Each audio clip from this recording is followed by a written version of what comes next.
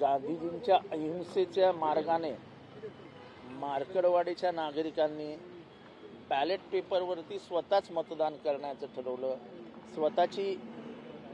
स्वतःच एक प्रशासन तयार केलं, यंत्रणा तयार केली. त्या माध्यमातून खरंच मतं किती गेली आहेत तालुक्याभरातनं याचा एक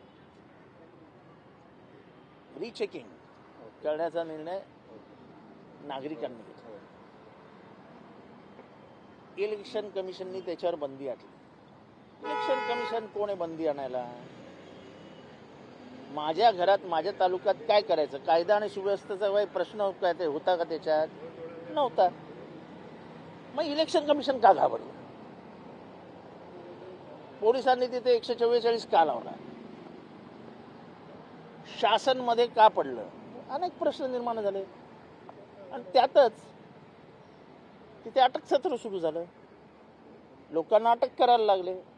आता लोकशाहीच्या मार्गात जेव्हा लोक आंदोलन करतात, आंदोलनात त्यांचा अधिकार आहे. त्या अधिकारावरती गदा आणून महाराष्ट्रातल्या तमाम लोकांना घाबरवण्याचा प्रयत्न करताय का?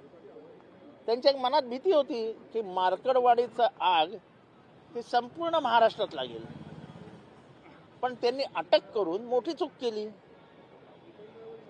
एक चिमटीभर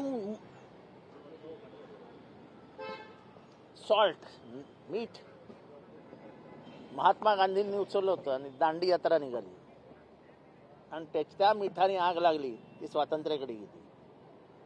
आम्हाला मुक्त व्हायचं या जाचातनं.